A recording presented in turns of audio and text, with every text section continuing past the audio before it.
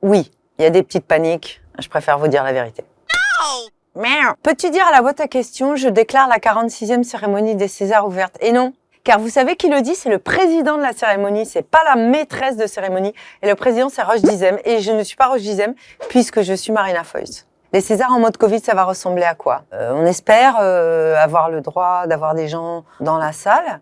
Et on ne peut pas nier la situation sanitaire. On fera avec ce qu'on a le droit de faire, mais on sera là. Maintenir la cérémonie des Césars après plus de 100 jours de fermeture des cinémas, c'est un message fort. Cette année, elle était plus triste que les autres et plus terne que les autres. On ne pouvait plus s'échapper comme d'habitude. Moi, je me fais chier. Sans les cinémas, sans les concerts, sans les théâtres. Je m'ennuie. Donc oui, je pense que c'est important d'être là et que si ça se trouve, ça va même être joyeux. Jonathan Cohen nommé pour le César du meilleur acteur pour le film Énorme. Marina Foïs, maîtresse de cérémonie. Coïncidence ou complot?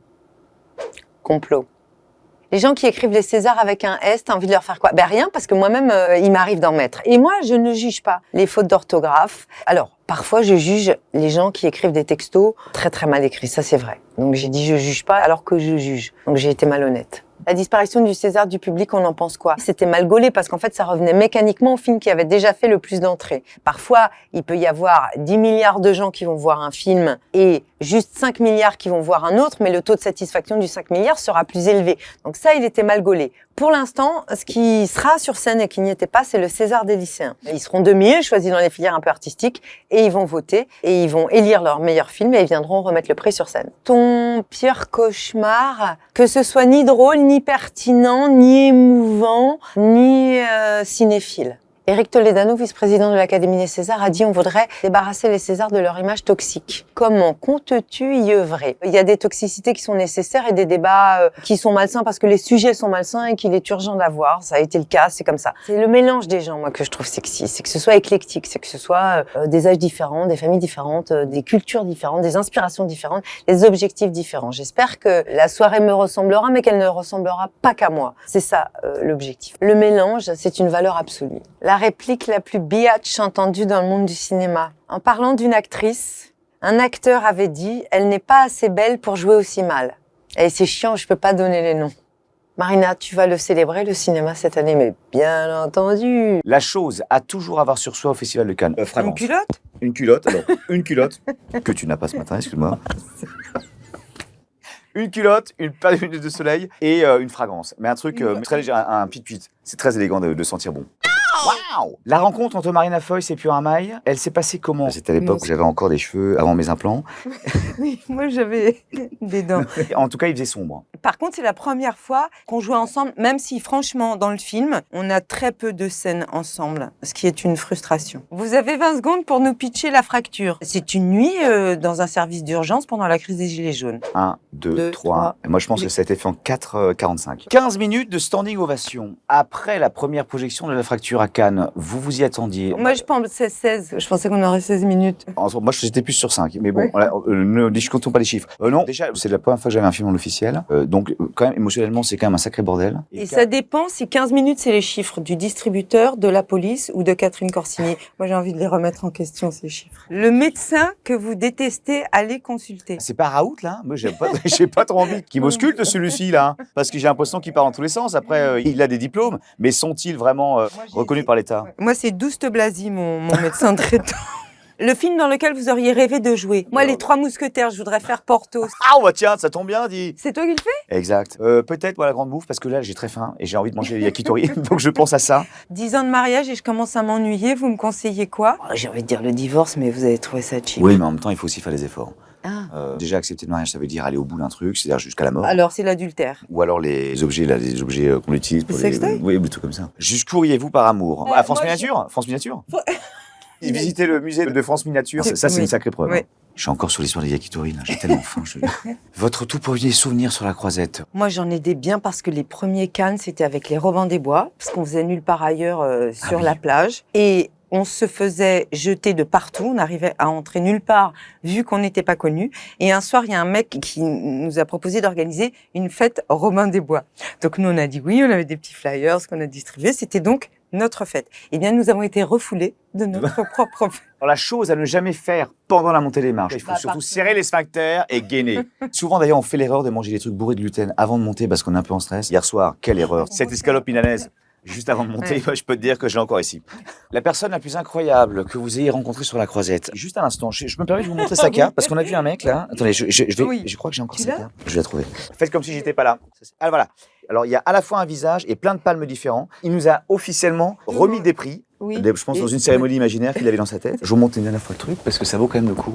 Beaucoup d'informations sur cette carte. Ça vous est déjà arrivé de passer une nuit entière aux urgences? Moi, j'ai passé beaucoup de temps à l'hôpital public pour plein de raisons différentes. Et je voudrais dire que les Châteaux de la Loire, c'est super, mais le système hospitalier, c'est extraordinaire. Et tous ceux qui le mettent en danger sont des criminels, à mon sens. Comme vous voyez, je ne suis pas très modérée.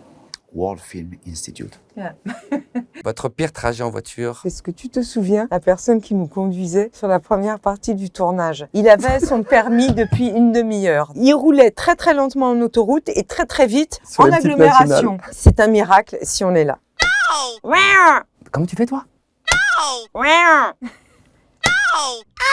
Ah ouais, c'est mieux, c'est mieux. Comment vous allez depuis l'année dernière? Oh bah il y a eu des hauts et des bas. Mais un peu mieux quand même, moins confiné, moins de délire de masque, plus d'amour, plus de sexy. Elle s'est passée comment votre rencontre? Immédiate, fulgurante. Quand tu dois créer avec un acteur que tu rencontres, tu te dis putain on va devoir bosser 2 mois ensemble, ça met du temps ou quoi. Et puis il y a des gens que tu rencontres, tu te dis putain yes. Remets des adjectifs qualificatifs encore plus qualificatifs. Je me suis dit c'est rare de jouer avec quelqu'un aussi charismatique, drôle, sensé, vulnérable et fort en même temps. Waouh.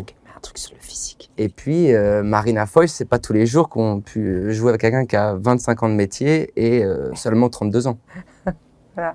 En quelques secondes, vous nous pitchez en roue libre. C'est l'histoire d'une femme, Louise, qui un matin monte dans sa voiture et elle est saisie, scotchée, clouée sur place par une crise d'angoisse qui lui rend absolument impossible de sortir. Mais vraiment, ses jambes ne sortent pas de la voiture. Qu'est-ce que vous faites dans ces cas-là? Pas beaucoup de choix. Elle roule, elle se perd, elle s'arrête sur une aire d'autoroute. Où Arrive Paul, jeune garçon, en recherche d'une voiture à voler pour pouvoir aller tuer quelqu'un. Il tombe sur cette jeune femme qu'il braque et qui lui demande de conduire jusqu'à destination. Jeune femme qui est déjà un peu vieille, puisque c'est moi qui l'ai jouée. Jeune femme, ça va, Et ça donc, va, ça va. c'est l'histoire de cette rencontre improbable qui, évidemment, va être très belle. Sinon, on n'aurait pas fait un film. La chose la plus insolite que vous ayez faite dans une voiture. Ce à quoi tu penses, c'est pas très insolite, donc ça marchera pas. Baiser avec 8 personnes. Ah, c'est une mini partouze, une micro partouze. Une micro-partouze voiturière. En vrai, vous partiriez en road trip avec un nœud inconnu. Oui, moi j'aimerais bien que ce genre d'histoire m'arrive régulièrement dans la vie. Des choses pas du tout prévues, qui me surprennent, qui me déplacent et qui me fassent vibrer, oui. Moi, c'est sûr que non. Toi, non? Non, moi, Lui, l'inconnu... ça lui arrive tous les jours, il part tous les jours, il croise des gens dans la rue. Non, Oui. franchement. Non. Non. Oui, mais alors, Toi, moi, tu l'es. l'inconnu, c'est tous les jours. C'est le premier au bar qui sera là, je le prendrai, boum, on fait 2 heures. Mais le road trip, c'est seul. Toi, tu veux pouvoir t'échapper, quoi. à tout moment fuir. Ouais, ça, c'est pas con. Si vous pouvez kidnapper quelqu'un, ça serait qui? Oh, bonne question. Ah, Bonne question. très bonne question. Ah, moi, je pourrais kidnapper Sacha Baron Cohen pour 2 ou 3 jours. Ouais. Il ferait un film sur son Franchement. propre kidnappeur. Ah ouais. Avec qui tu me verrais? Qui je te conseillerais de kidnapper? Ouais. Angèle, puisqu'on en parlait. Pouvez-vous nous parler de vos futurs projets? Attention, parce que là, ça va être... Vas-y. Le projet du futur proche, c'est le film de Arnaud Despalières, Le Bal des Folles, ce que je tourne là cet été. Ah, toi, tu parles des films que tu vas tourner? C'est que la question, parlez-vous? Non, pouvez-vous nous...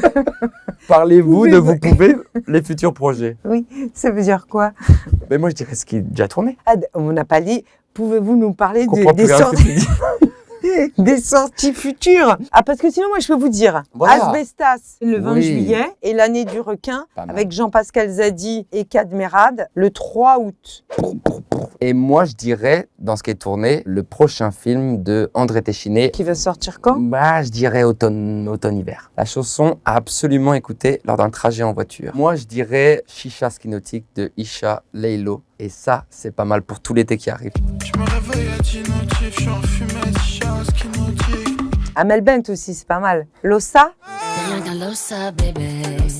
Tu me fais du vice all night.